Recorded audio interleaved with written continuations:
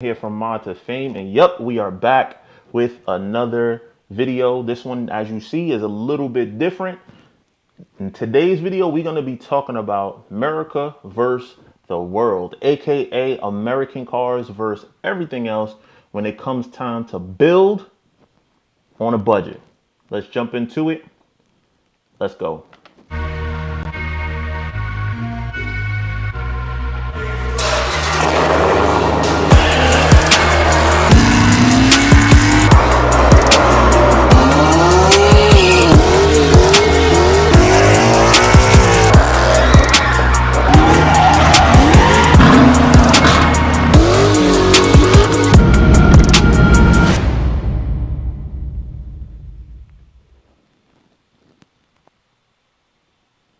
That's right, man. Y'all see it, boy. It's your boy Steph, man. We're here, and this is actually our first actual show that we're doing this way. It's going to take a few different iterations, but it's time to just get started and jump into it. This right here has been a very, very, very trendy topic, though. This topic that we're going to be covering has actually gone viral because in the past interview, I actually said that you cannot touch American cars on a budget. So, in terms of going fast.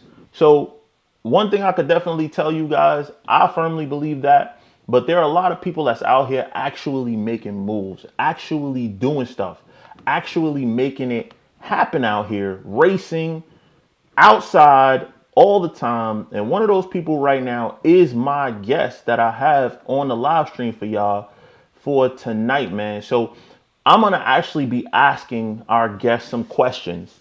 I want to know from him what he feels about this specific topic because he's living it. As you guys know, I've been on a little bit of a retirement journey. So we're going to bring him in shortly, man. But first, we need to hear from him a little bit in a different way. Let's check him out.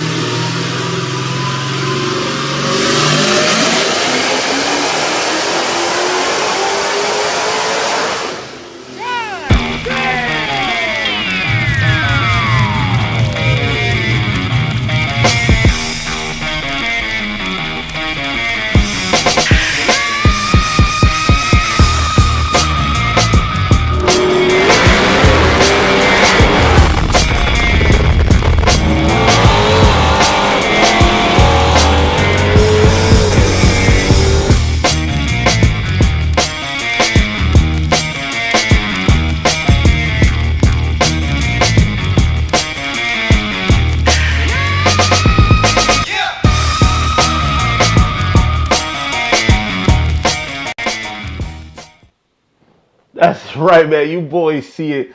We are going to be bringing on the one and only Boosted Luckey. He is outside, bro.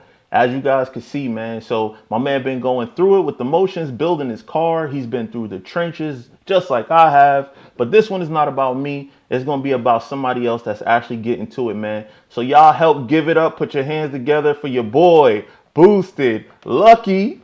Hey man, what's going on? Good to be here. What? Good to be here. What's up, brother? What's going on, man? Glad to have you. Yes, sir. It's good to be on here with you, man. Chopping it up. That's it, man. So, one of the things that I see all of the time when I post something or I say something, they be like, Boosted Luckey enters the chat. They want Yeah, to they want man. to see that they want to see that smoke so bad, man. Man, I'll tell you what, the community that I've been able to, create and everything is a very strong one. And a lot of the support and, people that want to do what I do. And, it's just a lot of hands in the pot. And I can't do nothing but be grateful and thankful to have everybody, supporting me. That's a fact, man. What do you call your supporters, brother? Yeah, that's what I call them. I just call them, my supporters, my family, So you don't have a my name like the Luckyites or something. You got. right now it's just the Lucky Racing Team. You know what I'm saying? I love it. I try to keep a lot of things, simple. I know everybody kind of has their own thing with like, Demonology has his whole thing with his like, Demon Crew or other people have different stuff. For me, it's just more so about like, you know, calling things for what it is. So a lot of people they support me, my supporters, I don't want to downplay it or not saying it's corny or anything like that. It's just for me, just I appreciate the support. I appreciate everybody supporting me, and that's just kind of what it is. Real clear cut. Right, right, 100%, man. So, one thing, man, just jumping right into it. For the people who don't know you that are on this live stream or will be watching this replay later, in the most concise way possible and direct as possible, who is Boosted Lucky? So Boosted Lucky is a young black kid who grew up in DFW, had to move around a whole lot, and always had a passion for cars growing up, playing all the Need for Speed games and all that kind of stuff. He was finally able to, get the opportunity to chase his dream, and it was a dream that he wanted very, very badly. But cars are expensive. Lucky doesn't come from a rich family of any sort. Had a lot of hard upbringings and a lot of stuff. As people, saying in the chat, started with a V6. That was the first break. I took that V6 and I wouldn't say ran it into the dirt, but tried to make something from nothing. And I don't take a lot of crap from people. So whenever I was building that car, got a lot of flack for it. But me knowing that I had a dream, that dream was to make something special, wedge a spot for myself in the game. Once I finally had succeeded from the V6 to the Hellcat, I knew it was time to take the gloves off and start trying to, you know, go for numbers and records. So that's who Boosted Lucky is. He's somebody who ain't gonna quit. So you started with a V6, man. I'm assuming was that like your first car? So no, the first car that we had, I'm with. I have a single mother, right? So I worked from when I was 16. Started at Jack in the Box. Was walking to work, over here in Plano, and was doing my thing. She had a Ford Fusion at the time. She was blessed enough to go and pick up a Mercedes, so we were able to have both cars, and I just took over the Fusion. That was my first car. We drove that around a whole bunch. The first mod that I did to that thing was some plasti dip tint. Yeah, so like on the rear tail lights, the Texas heat baked the damn plasti dip on the car, and like from there it just started going. So that was the first car. The V6 Challenger was actually the first car that I was able to really personalize and make mine and do what I wanted to do with it because of Mm-hmm. the fact that it wasn't a family car. You know what I'm saying? I don't have Yeah. to.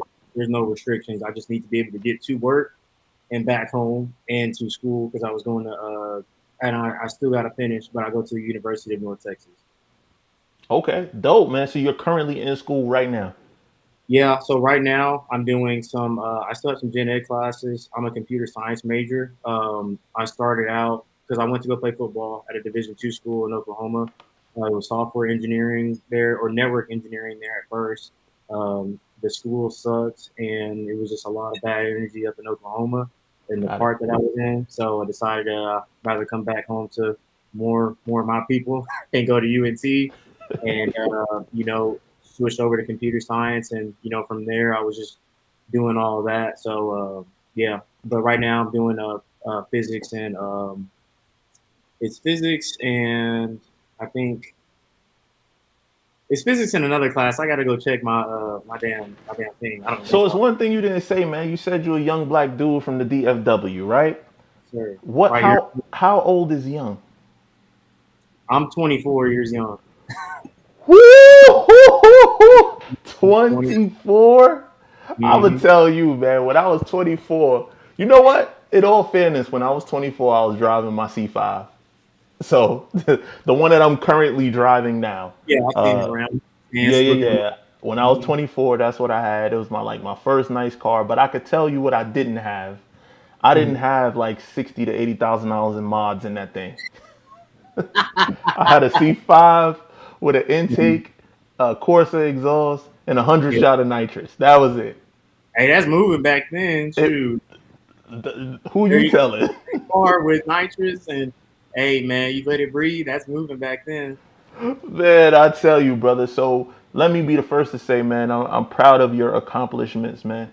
I The appreciate fact that you are that young and making moves like that, and I think it comes through to people. I think that's why your audience is growing like it did because I was watching you when you had the V6.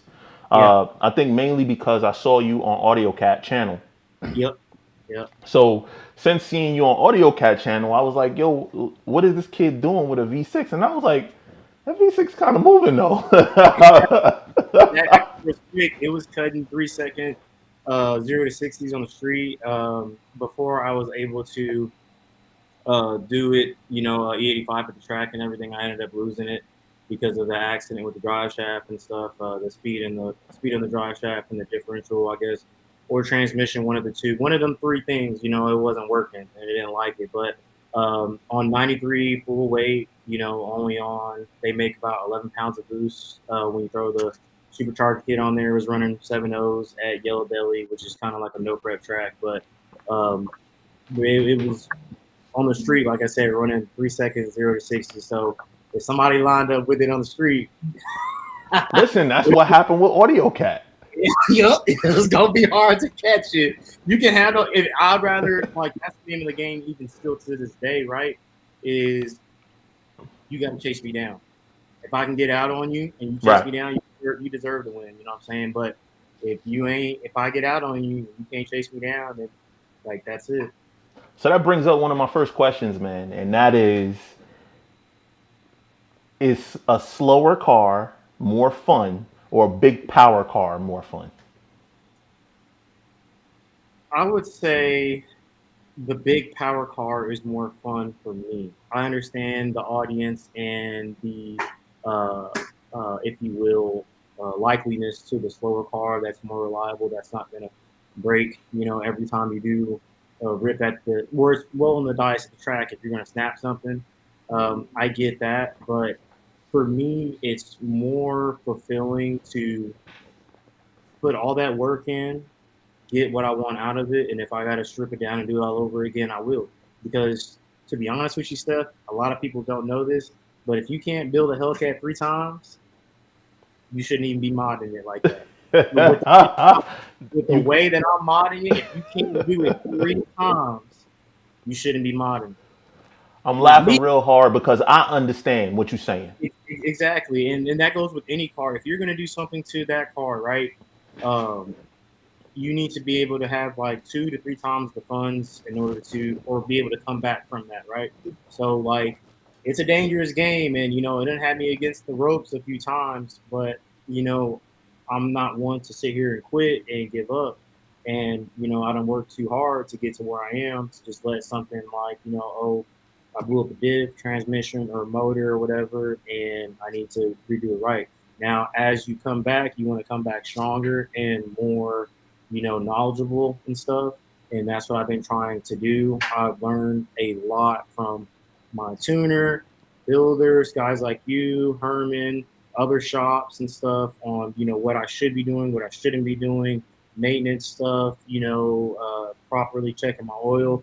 All that kind of stuff is like, critical when it comes to this kind of stuff. And I'm like you see here, I'm a younger kind of guy. I'm learning. I was hard headed. I thought that, I could just put a motor in here, go running, and I'm good. But that is not the case. So you got to go back to that build it 3 times, bro.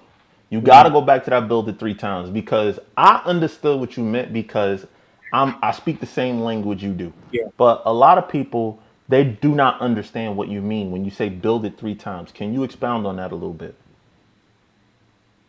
When I say build it 3 times, I mean whatever part done broke, you better be able to afford it 3 times over. So I done gone through 2 transmissions.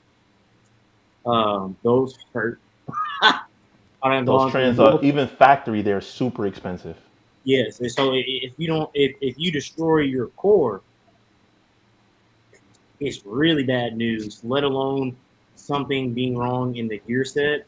Bottom end wise, man, like you torch a short block, it's not only the short block that can go. You got to get really lucky on if all the other components are good, like the heads, the supercharger.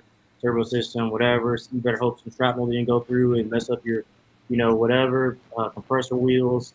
Um, Short block, you better be ready for that.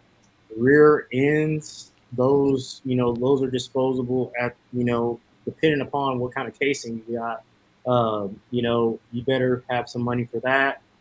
Dry shafts, everything. I've built my Hellcat probably 3 times. So I mean, you preaching to the choir, brother.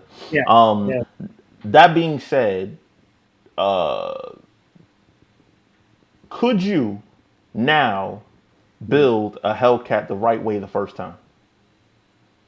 yes. I think I could do a lot better. I would do a disservice to a Hellcat if I were to try to hop in the game and do everything that I've done so far. A lot of people are like, he's going to break this, he's going to break that. I already knew, but the plan was to race, break, and repeat. Try to do what I can to generate the funds, Yeah. work overtime at work, sell as much clothing as I can, like all that kind of stuff in order to be able to, regurgitate those funds to do this all over again. So, but we're building another car now, and I'm taking everything that I've learned from building my car now to basically do the Cletus McFarlane of Mopars. So that's what I'm trying to do with this white car. Mhm. I think I So, just heard a mic drop, bro. so like how he had his, daily Corvette and had that, and like that was fun and all that kind of stuff. And then he went and he built Leroy. I'm building this white car. I'm thinking about calling it Captain Insano. What is the white car? What are you talking about? The white car is a V6 Charger. It was my cousin's car. Ended up getting into an accident. Bought it from Copart, and it's gonna go full race car. Wow. And Captain Insano? Captain Insano is a good ass name. My guy. All right, now look, you 24 years old, brother. Yeah, You talking about now building a race car? yeah. How? Well, now that I've gotten to the point where I wouldn't say I'm established, I still have a lot further that I want to go. I've learned different ways to generate funds, use my likeliness to, partner with these companies and stuff.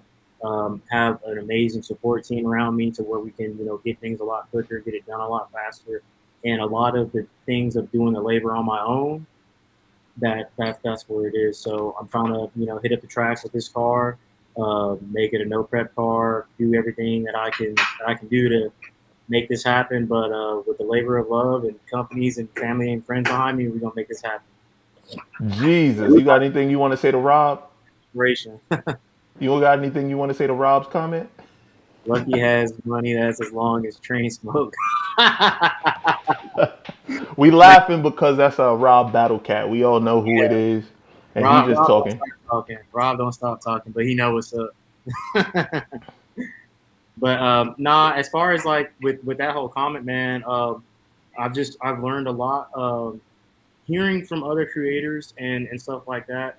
The biggest lifeline that you will have is your supporters, the people who are around you, and with that, the way that they can show their support with you is by buying merchandise, Yeah, watching your videos, anything that can help you generate funds to facilitate enough income to do all this stuff that's what I'm trying to do. So everything that I learned in the beginning, how to do things, how not to do things, a smart way to do things, how to generate sales, how to do all this stuff. I've not necessarily got it down to a T. There's a lot that I need to learn, but I'm grateful to have the community and everybody around me supporting me so we can make that happen. And on top of that, I still work a full time job, and work overtime, and still try to make time to make videos and everything. That's kind of why it takes me a little bit longer. So I appreciate everybody that has patience to wait and watch the stuff. But yeah. got it.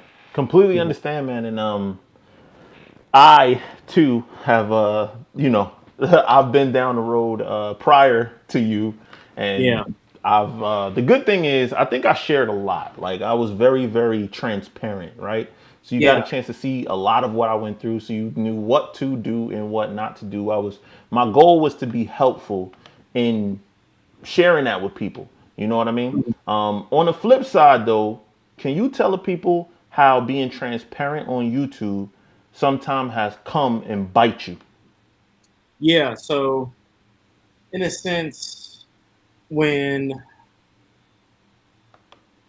when I was going through a lot of stuff that I was going through, a lot of people will try to take that as ammo and shoot, like little strays at you, When you say or going through, what you mean? Give me an example of what you're talking about. so like when the first transmission broke or when my car had broke and stuff like that.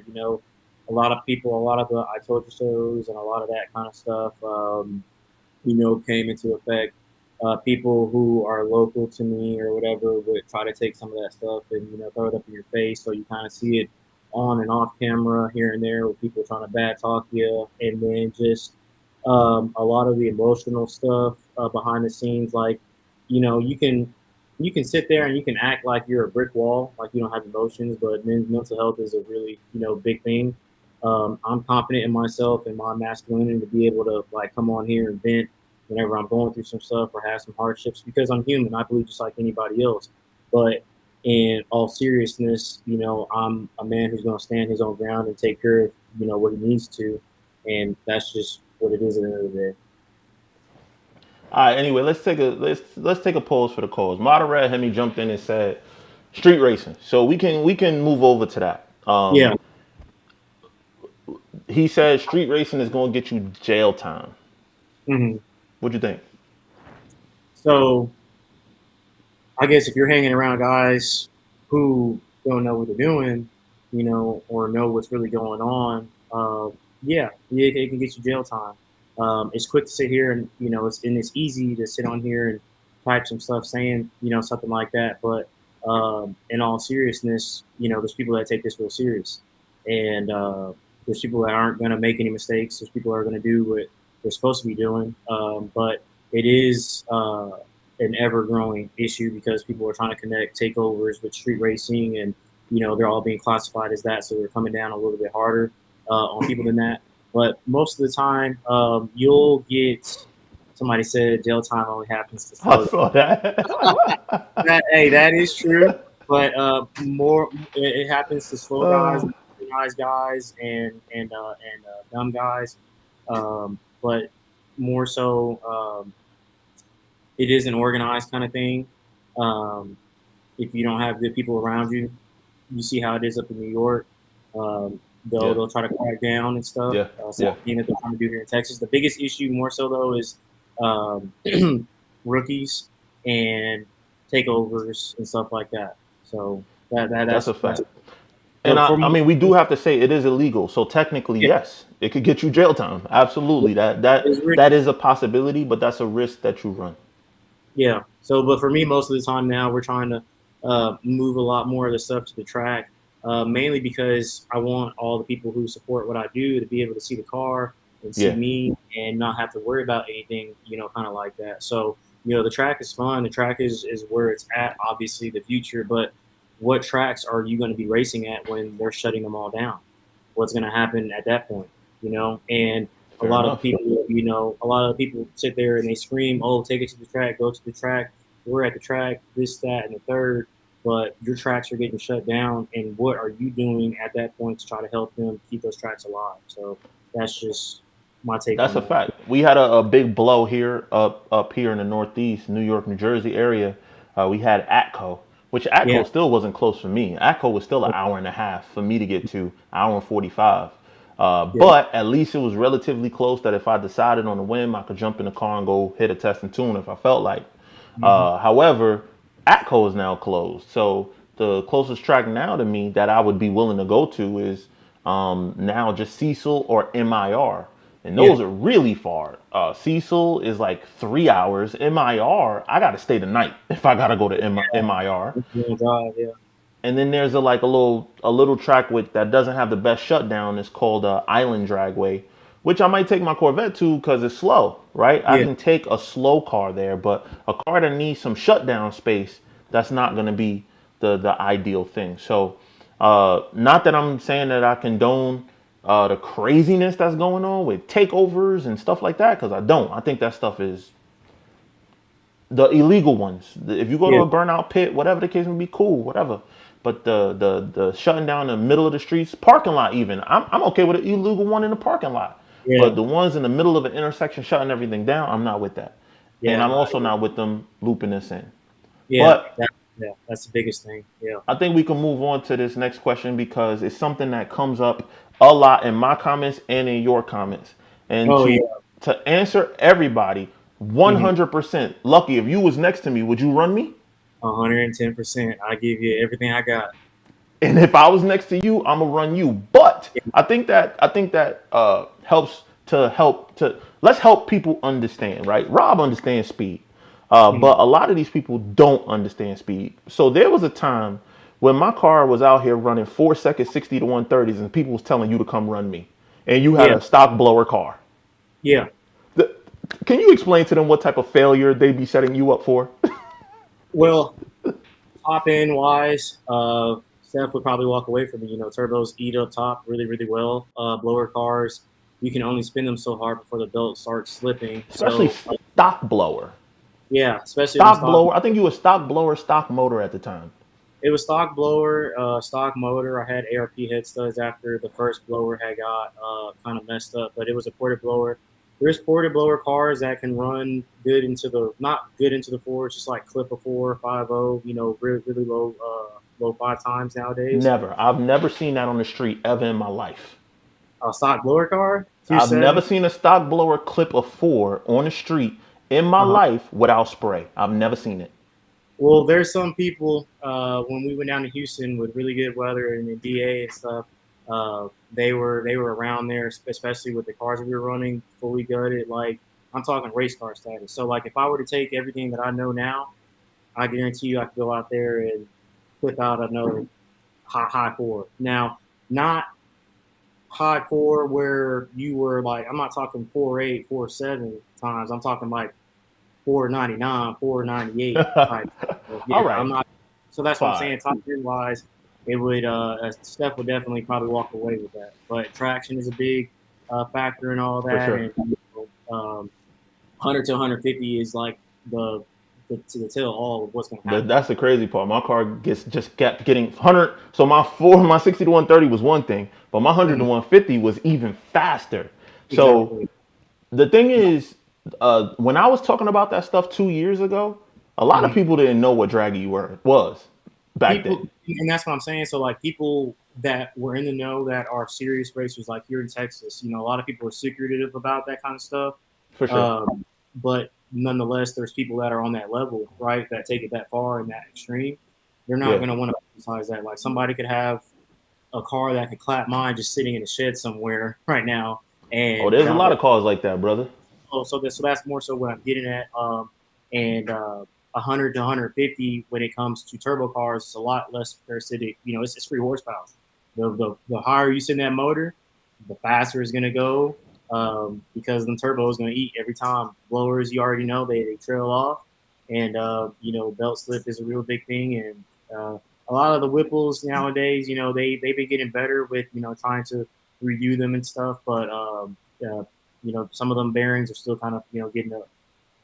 Yeah, yeah, definitely, man. But we jumped into this to have a conversation about America versus the world, and the reason why is because of a specific clip that kind of hit the internet and went a little crazy, and I wanted to get your opinion on this right here.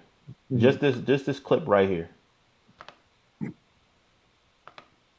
Hold on 1 second. Let me make sure that we sharing right and everything is in there, and it's not. There we go.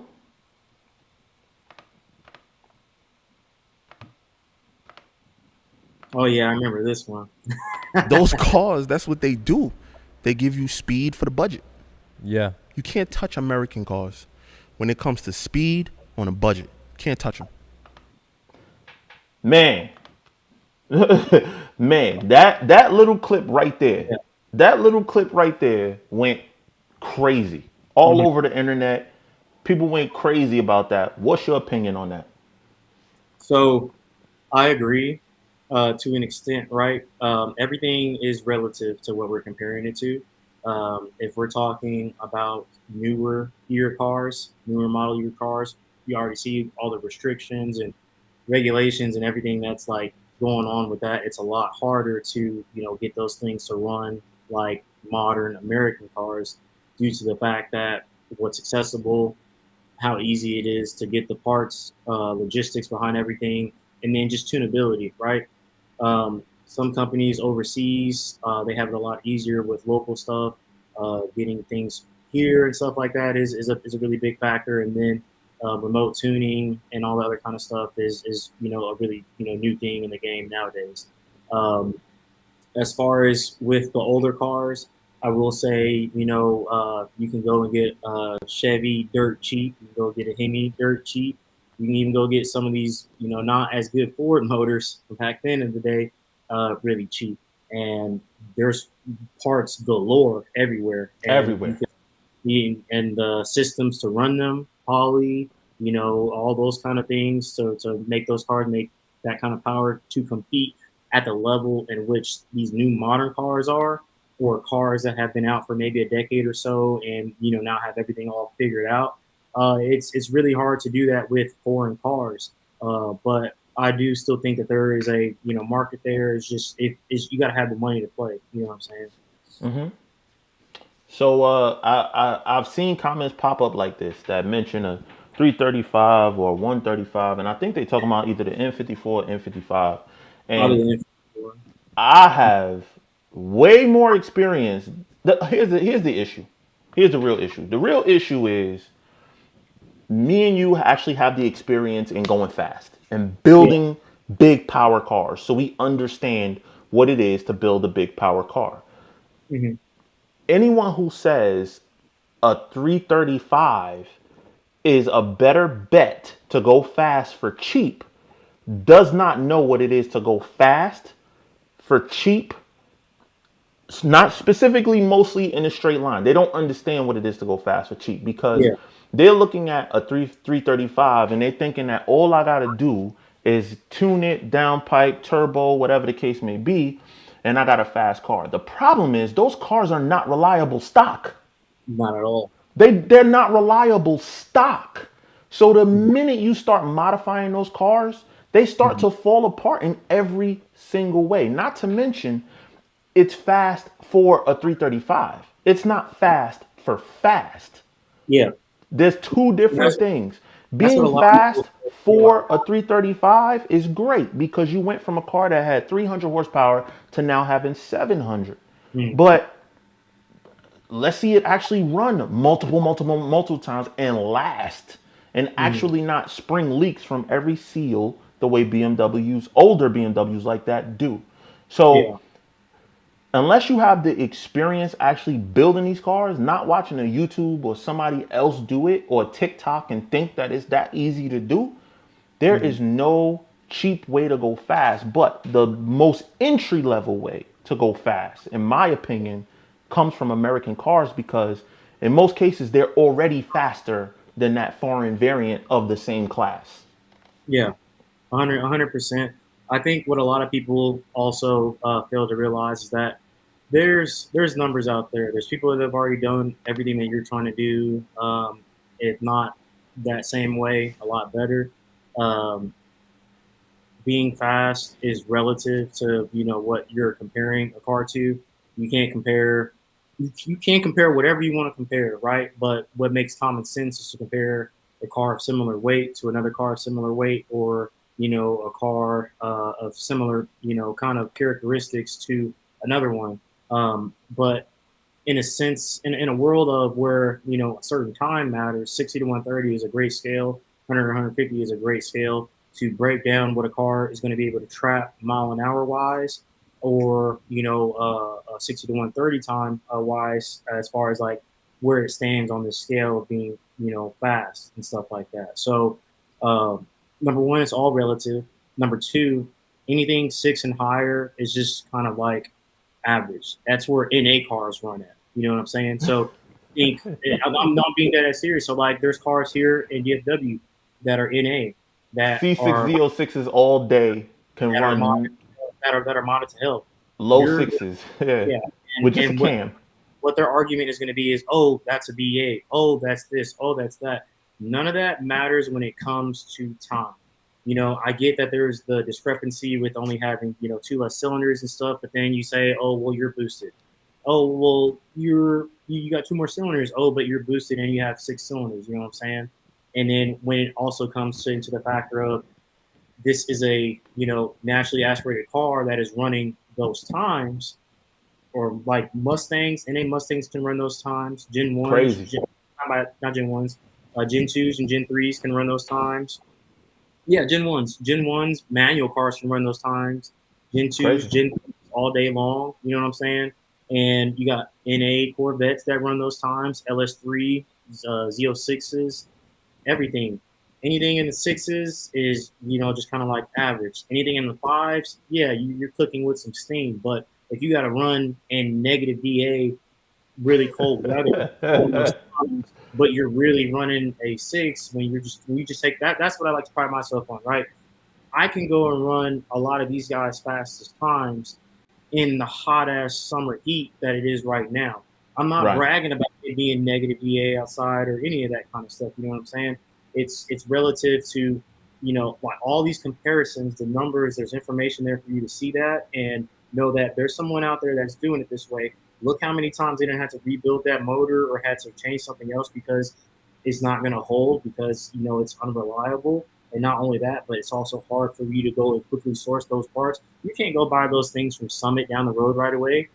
You're gonna go buy an Everlast part from AutoZone or something like that. No, Right. like it's not gonna hold up. So like all of those factors come into play. If you're in Europe, man, those things are readily available. If Right. you're in Japan, those things are readily available for whatever car it is that it has, the domestic home of that car. But here in America, Texas, and all over the U.S., man, you can go on offer up if you blow a rear end in a Hellcat, and you can go buy another one right now. A Right. Corvette, you can do the same thing. 315 Right. gears for a Mustang, same thing. Right. Heads, cams. People It's are a selling cams. domestic vehicle. Yeah. The So parts that are so that's made here. Everything is here. yeah. So I mean, like when you're talking about America, cars in America versus that, or what they're doing over there, they obviously measure in kilometers and stuff like that. It's all relative. But at the end of the day, if you're in the USA and you're trying to compare a foreign car to a domestic car, and you're trying to say, well, it's better for me to build this foreign car than it is for this American big V8, you're completely wrong. You're kidding yourself. So that Yeah. actually brings us to the point, man, where your boy, actually, man, I don't even want to talk about it. I'm gonna let him talk about it. I'm gonna let him say it. You know what I'm saying? And I want you to be able to speak on it. You know what I Mhm. mean? So this was your boy, uh, GTR Dan Rue. Yes, Let's hear sir. what he had to say. A horsepower, but it's just to give a perspective of like what you're paying for. Yeah, I mean, horsepower-wise. bro, people don't realize like if people on the internet they're like, oh, you gotta build GTR, you got all money. A Hellcat would murder a stock GTR. Well, we know that. We Yeah. know that any stock car is just a stock car. Right. Who drives a stock car nowadays? Nobody. Nobody. So all the Mopar guys, this might trigger some people. All the Mopar guys are like, Hellcat Demon Track Hawk, all this. I got that new Demon 170 is coming out. That thing right there, nothing beating that. That thing, here's the thing, guys. Built for built. Yeah. And that makes no I don't like how people are like, oh, stock for stock. No one has a stock car, bro. Oh, 100%. That doesn't even matter. It's When you build a irrelevant. car from shops that go all out, Mhm. no disrespect to these shops out here, but you never see a Hellcat, you never see a Corvette, you never see a Mustang make it past the second or third round in roll racing at Texas 2K. You never do. All right, man. So that one, you go. All right, I'm gonna let you handle that one, man. So All right. first of So all, let's talk about the build for build GTR versus Hellcat. GTR versus Hellcat, obviously, displacement for displacement, Hellcat's going to make more power if you build for build. Um, the big difference between a GTR and a Hellcat is Motec, right? Aftermarket ECUs and things of that nature. Um, where people think just because a GTR is a six-cylinder car is my bad. Where people think that just because a GTR is a six-cylinder car that it's at a disadvantage, they're solely mistaken, right? Those cars, a motor basically is a compressor. Everybody knows that, right? Yeah. The more fuel and air you can cram into a motor that is capable of holding that power, the more power you're going to get out of that thing. On a 12 injector setup car with some big twin 75, 76s on there, You get a lot of motor through that pump. You get a lot of air through that pump. and they're ask them how much boost they're running, 60 pounds, maybe even more sometimes, to Absolutely. make that 2,000, mark horsepower on a big V8, iron block, sleeve, all that kind of stuff. The development for the Mopar kind of platform with that isn't necessarily there yet. They're now coming out with dart and sleeve blocks, billet blocks for Hellcats and stuff like that. A lot of the older guys that get into Hellcats, they're not taking it this far, right? A lot of the people who buy Hellcats aren't taking it that far. A lot of them are, you see them slide them at slideshows, crashing them, getting sold, everything. So a lot of people, that's just what it is. But at our shop, we built a 2,000 horsepower stock block twin turbo charger that would give a GTR a run for its money all day long. So build for build, if you build a Hellcat the same way, this one was on a Fuel Tech also. If you build a Hellcat the same way as you build a GTR, and you run them both at the track, it should be a good, it should be a good race. It's going to be a close race, nonetheless. But ask everybody what it takes to build a 6-second GTR or something that's running faster than 750s. It's going to be significantly more than what it costs to build an American Hellcat. Which is what I was going to actually get into. That was my address for it as well. And this is for GTR versus all American cars. A GTR, your cutoff point with a stock transmission is going to be somewhere in the neighborhood of 650 foot-pounds of torque. So what's the most horsepower you can make with that? 750, 800 maybe, before you got to build the transmission, right? So right there, you're already, before you build the transmission, to make 750 wheel horsepower in the GTR, you're going to need turbos as well as full bolt-on. To go full bolt-on with turbos, with whether you're running Ecutech or something along those lines for your tuning software, you're going to be talking about $16,000, $18,000. If a reputable shop installs it, anywhere from $16,000 to $20,000 to make 750 to 800 wheel horsepower in a GTR, and you got to pray that your transmission holds together. Yeah, around there. And then if you end up having to build a GTR transmission, right? And this is where all the discrepancies come into play. You got a good core, cool. If you don't, then you got to buy a whole new transmission. Same thing with any kind of aftermarket performance car. It's a lot cheaper to buy a Hellcat core than it is to go and buy a $23,000 GTR core. And that's what I was going to get into, man. To build a GTR transmission base, you're talking about 30 grand. 30 grand to build just the transmission. So how do you compare those two things build for build?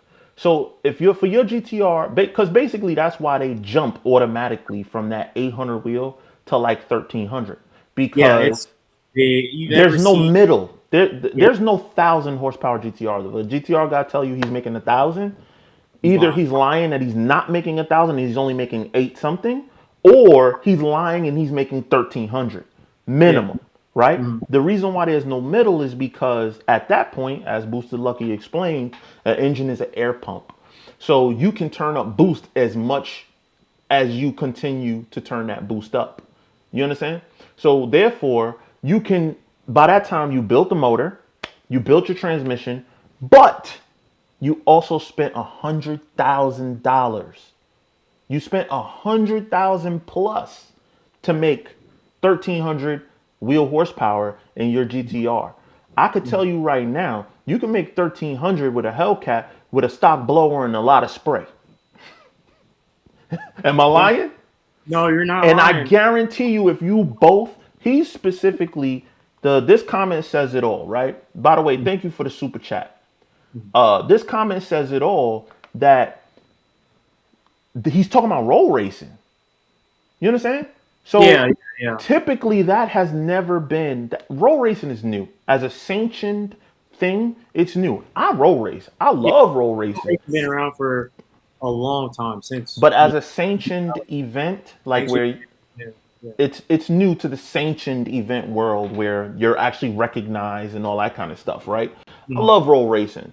But I could tell you right now, those GTRs couldn't touch those American drag cars. The reason why you don't see the GTRs in the finals of the big TX2K either, not in numbers. You may see Yeah. Laser Doc, you may see one or two, Mhm. but it's going to be in a field of 50 American cars running sevens, eights, sevens, and sixes.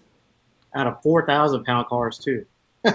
And those cars will be a fraction of what it costs to go sixes in a GTR. To go sixes in a GTR, you are going to spend $500,000. Yeah. Now, no, Whereas, don't get me wrong. I love GTRs. The me big thing that's- too. Me the too. big thing that sets people apart, GTRs apart from a lot of the rest of the field, right, is that it's a lower entry car for anybody who is trying to get into basically the supercar realm. So they already got money. It is an all-wheel drive car, so it is going to hook up no matter what, which makes it amazing for road racing on the street, let alone not needing an aftermarket ECU to hook up when it's super cold outside. You know, they're crab walking and stuff like that, but let them get a hold of an aftermarket ECU like a Motec. It'll sort that out. Yeah, and not a lot of other people. They'll have like a Pro EFI on there, or they'll have like, you know, a Holly with some Davis technology, traction control system. Come on, guys, it's not as sophisticated as what a Motec is for a GTR. On that you see Motecs from the world, but guess what? An average Hellcat owner is not going to go out there and spend $20,000-$30,000 on a Motec system because you have to use a custom harness for it, which is why you don't see these guys running that stuff. We don't have it yet. Yeah, yes, but they'd rather just go out there on a Fuel Tech or whatever, you know, Holly, whatever system they have, Alltech, and be able to control it at a prep track surface where they know it's going to hook up if they have these settings in it and stuff like that. You know, it's going to make it down the track, as opposed to you sitting there trying to make a rear-wheel drive car hook up on the street. And especially if you're talking TX2K times, where it's like 50, 60 degrees outside, you know, it's like hitting your head against a wall, essentially. People are throwing sandbags, 200-pound weights in the back of the cars just to try to get them to kind of hook at that point and during those conditions. So GTR takes traction all day. Motec, you know, those systems are there all day. The entry point is there all day. That's where I see the benefit. I would love to have one day to be able to do something like that, but I don't have that kind of money. You gotta get your money up, boy. You gotta get that money up, boy. I don't have that kind of money afterwards of buying it to do that. That is why people haven't seen me try to jump into a Viper right now, because of the fact that it's already 130 for me to get it. On top of that, you need probably at minimum 130, 100K, you know, between that range to add on twin turbos to make what, 1,200 horsepower? Yeah. So it's just money. Yeah. I know for sure 100% what the Calvo packages are, and they are not cheap, my brother. They are not cheap, my brother. Nth Moto, they are not cheap. And they are dumb fast. And, you know, at least he gave credit to that. But what it is you talking about the top 0.0001% of people who play at that level. You know what I mean? His car wouldn't make it at that level. You know what I mean? And he's deep into his car already. Yeah. And he's deep into his car and it won't make it. Mm-hmm. And he already knows that, but because that's what I mean. Like, his car is a 2,000 horsepower car. That is gonna beat my car any day of the year from a roll. Mine too, 100% destroyed. And we already know that even if I spray in my car, if I sprayed like a 450 shot on there and was able to make like 1,800 to be even near his 2,000 on the street, you can't put it down. You know, I'm not gonna put that down. I'm not touching that. The only way for me and Dan to be able to race would have to be at a track and I would have to spray one of my biggest shots that I can, and hope that he either bog on the 60 foot They ain't or gonna do that we. that. He not doing that. GT. So But he's not going to do that because of his transmission. The he's fact that he not already, exactly. because Exactly. he's already dumped a bunch of money in building that. He's not going to want to do that again because it's not that easily accessible. My transmission in my car Right. breaks. I can send that joint right off over to John Sipple over there, and they can rebuild it for me. How much is the build transmission for a Hellcat? How much is the building? So you have to have the core, which is the transmission. How much is the build? To build the transmission is like around the $7,000 mark or something like that, and that's without a converter. Okay. Probably, So and with a then converter, all in 10 grand. as dealer part, it's probably about either between 8 to 10 just That's to what I was build the thinking. transmission, 10. and then a converter on top. Well, the people get the 10 a lot of the time from the converter being added in there, depending upon who you have building it. But in reality, you can get it from anywhere between let's say 8,500 to 10 grand. And then on top of that converter install or without a converter, it's that $1,400-$1,500 variance. Yeah. So 100%, man. I agree with you fully that it's just that's a different league, that's a different talk, and that's not a fair comparison because no one on the drag racing side is talking to the road race guys like you never see you guys over here and because they don't care. You know what I Yeah. mean? They don't care about that stuff. Because But at the end of the day, I mean, a lot of the things that people sit there and argue about is what only 14-year-olds really care about.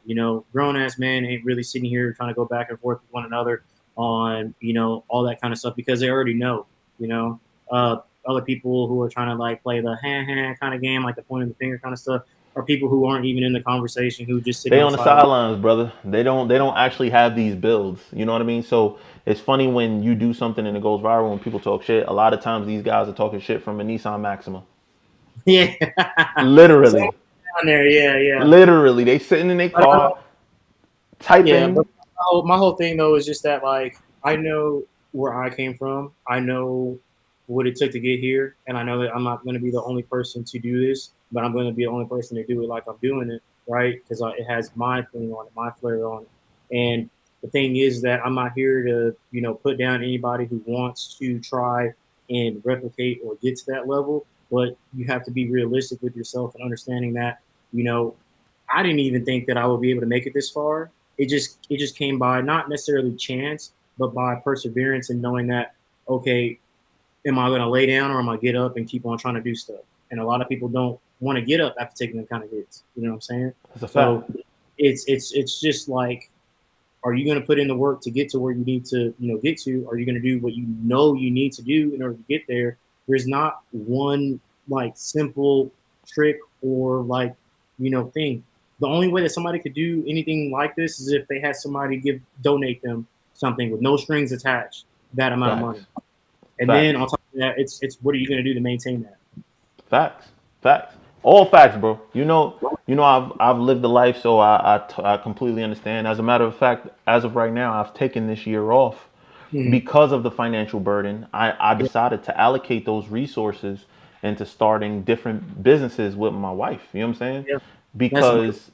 Because it wasn't making sense. The amount of money that I was losing pouring into trying to make this big 4,400 manual car go 4,400 pound manual car go fast, and it blows my mind what that car was capable of. Full Mm-hmm. interior, everything like, and when I say full, I don't mean with this Kirky in it. That's not Yeah, what I mean. I mean yeah, like legit. I would do a pull and turn the camera to me, and you would see everything's still everything's in in there. there. You know what I Mm-hmm. mean? And it was ripping off numbers 2 years ago, like, or a year and a half ago. That's crazy to me. And the car was a manual. So I don't have anything to prove to anybody or whatever the case may be. So me personally, I don't have that type of money where I can just keep pouring year after year, every year pouring a Hellcat into a Hellcat. Yeah. Not everybody got that. I couldn't keep pouring a Hellcat into a Hellcat, brother. Yeah. So uh factually speaking, it made more sense to just take a step back, chill. You know what I mean? I have other vehicles that I enjoy, that I drive. And I asked you a question earlier about which one is more fun, a Mm-hmm. slow car or a big power build. Mm-hmm. And for me, man, just the the not having to think about when I do a pull, something could go wrong Mhm. is so freeing. Yeah, I get that. No, trust me, So I definitely get freeing. that. I get that, and I see the appeal. And there's nothing wrong with that. You heard me say that earlier. It's just for me, throwing everything that I've learned in a car and getting exactly what I wanted out of it is so fulfilling to me because it's like everybody always tells me I can't do it. Of course. How are you? How are you going to do it? How are you going to do it with you being as young as you are? How are you going to, you can't. I can't do that, so you can't do that. Kind of thing. And I'm like, watch me, and I go and I do it, or I'm getting close, and they know it's coming, Oh yeah. You and getting close. it's You it's getting close.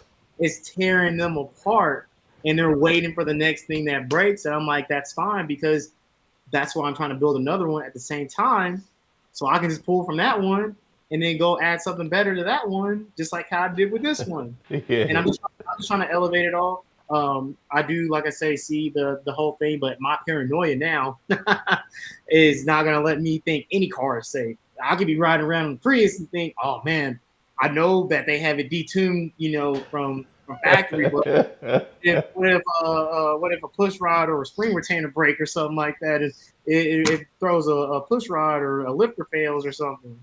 Hey I man, don't know. listen. I'm the satisfaction when I decided that I'm gonna go ahead and do a little bit more work to my vet because it's been where it's at for a very long time, and Yeah. that car, that level where it's at now, was considered fast 10 years ago. You know what Mhm. I mean? The car is Yeah, a you're good low with 11-second car. That was Mhm. fast 10 years ago. You know what I Yeah. mean? But I went to a race event the other day with it, and it was like I literally was in the lowest class. The slowest class is what I was in. So I was like, no, no, no, I can't live like this.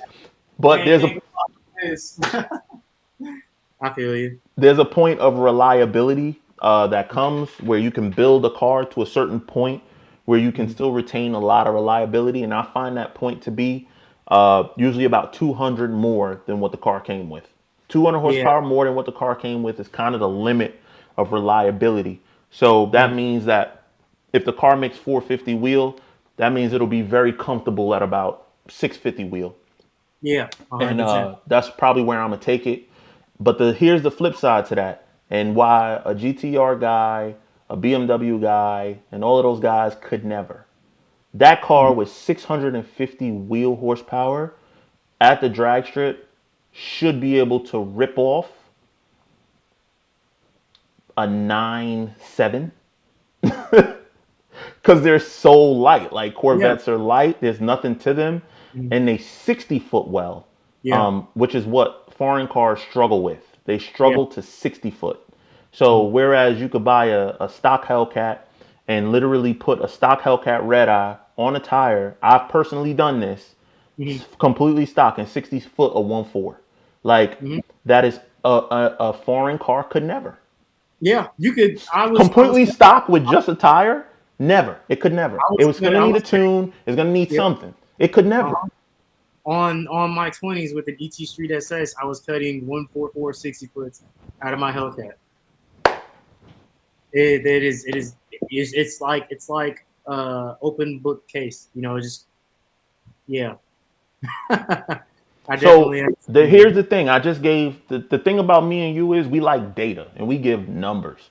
So Yeah. I just put a number on it. So when I say a foreign car could never, that create if you feel differently, Mhm. it's really simple. Show me a completely stock foreign car with nothing but a tire. I'll let you put a tire on it. Let me see your draggy or your time or your slip from the drag strip with a 1.4 60 foot. No tune, no nothing. Completely stock. If you feel otherwise, show me that. That's a challenge. Anyway, Yeah. sorry. Back to what And we're that, talking about. But I get passionate about facts because facts are facts. Numbers are numbers. Men lie, women lie. Numbers do not lie, brother. yeah, numbers So don't people lie. get really mad when I say I have the fastest stick shift Hellcat. They get really mad about that. But you would think if it wasn't true, you Mhm. don't think somebody by now would have sent me their draggy that's faster with a manual? Wouldn't they have done that? But I don't think there's too many other manual Can you turn this one on? I don't think I there's could. any too many other manual Hellcats that are twin turbo because of the fact that they know what's going to happen to that transmission. Oh yeah. I went through 5 of them. Yeah, so and it's not only doing that, right? It's going through the transmissions and then not putting the same one back in there, but upgrading it, right, to something that's gonna hold the power. Which is Nobody, something that I helped develop. yep, So all of the fastest cars that are manual are now moving over to what I help. But I help develop it by breaking them. yeah, So it get into the part transmission, that fixes it. yeah, yep. But that's But just what it is. I mean, you got to pay to play, and it's really simple. In order to do this kind of things that me and Steph do, right? You have to. I wouldn't say have a big boy job, but you have to have a job that is going to pay you well. You have to have funds be able to be set aside. You have to be able to afford to do it multiple times because stuff is going to break, and you have to not be discouraged, to keep trying even when stuff doesn't go right. And that's just what it is. And the faster you want to go, the more expensive it's going to be. The more reliable you want your car to be, the more expensive it's going to be. And what is it? Fast, reliable, and cheap. You can only pick two of those. right, you can't have all three. Yeah, you want it to be fast and reliable. It's not going to be cheap. You want it to be quick and reliable. It's not going to be fast. That type of thing. That's why tuners don't want to turn everybody's cars up because they don't want them to just break right away. Dog, my tuner had me on the most conservative tune when I first brought my car out, Mm-hmm. and he needed to, because he Yeah, didn't trust me yet. He didn't trust me yet, and I had to learn. yeah, And little by little, that's why my car kept getting faster and faster, because I learned my way through it. And I see that's what's happening to you too. I see yeah. you getting faster and faster because people don't understand. They expect the tuner to do everything, but it's a partnership. It's Mm-hmm. a partnership that makes your car work or don't work. But I have to respect the team and what they've been asking me. And with it being as hot as it is out here in Texas, we only have a car on uh, 18 pounds of boost and low timing, and it's still out here running some really good times. So, it is what it is. I'm not really tripping. I know what's coming. People know what's coming. We don't even have nitrous on the car yet, so that should tell you a really big thing about it. bro, you listen. Hear it from me first, bro. You moving? Yeah. You. I saw something. I said, "Oh, that boy moving now." Yep. God damn, he getting there now, man. Shout out to see Yeah, you in and then 7 seconds, man. Who on, is on, top, on top of go ahead. that, we gonna be changing some other stuff up with the car too, getting some more air off in there. So it's just gonna be moving. Nah, man, you doing your thing, brother. And shout to see you in 7 seconds. Who's in here? Who has the world's fastest Cadillac CTSV? Who can probably write a book for you guys on anything LS or whatever the case may be, because he's been doing it so long. But it's just amazing to see him break something at the track, fix it at the track the same day, and didn't have the part, but was able to source it and get it. To your point, Boosted, it's Mm-hmm. because the everything is so readily available when you're Especially for an talking about LS. American cars, especially for LS. Yeah, You could you probably go find out with somebody. that. You could probably find somebody at the track that has what you need in their trailer. Somebody grandma over down the road got it. that's that's a Yeah, great way to put it. But yeah. listen, Booster man, thank you for coming on to the show, brother. It was really a pleasure to have you, man. I think this is gonna make for some really good playback for people. I think people gonna get a deeper look into you, your mindset. I love how data driven you are, because I'm also very data driven. Yes, But it sir. also shows me how intelligent you are. You got a lot going on up there, young man, and you're gonna Yeah, go I'm far trying, places. man. You can't be young and black in America and be dumb. Bad things That's it. happen. Okay. I see you, boy. That boy preaching, ain't he? Yeah, Say it one more time for the people in the back. you can't be young, black, and in America and be dumb. You throw away your life like that and make it harder to move around like that. That's not how my mama and my parents raised me, and my family and everybody. We try to always put our best foot forward and treat everybody with respect and just see how the cards play out. Don't burn no bridges because you never know who you'll need later on in life, and just always try to keep it real, man. Yo, man, thank you, brother. I appreciate you, man. I'm gonna close out with the people, give them some final thoughts, man. But thank you for jumping on, brother. We'll have you back soon. There he is, y'all, man. Boosted Lucky, man. He came on, man, and really dropped some gems on us. I just kind of let him talk because I have been through a lot of what he's going through as well. So I could kind of see it. So I just wanted to provide that space so that he can jump on and share with you guys like what it's like from his perspective. Now, here's one thing I didn't know, a fun fact that is crazy to me, that boy is so young. That boy is young. He is young, young. So that is super, wow. That's motivation. Let that be motivation to you guys. That if you're passionate about something and you really want to do something, there's really not much that can stop you, because at 24, not to shade anybody or anything like that, but I know at 24, I couldn't do what he's doing. It's no way in the world I'd be able to do what that boy is doing at 24 years old. So, man, I'm fired up after hearing that and after seeing that, man. And I hope you guys are too. We'll be back on the live pretty soon, man. Probably next week. We're going to have more and more special guests. We're going to be talking about very, very valid moments. Whenever I see something like topics that come up, like this was the fact that you cannot beat American cars on a budget. That topic I felt like needed to be gone over and needed to be covered. So I wanted to cover it with you guys, and I hope you enjoyed it, man. And I hope y'all learned something, man. Shout out to y'all for being part of the live. It's your boy Stephen here from Mod to Fame, and we gonna end off with your boy Boosted Lucky. Peace.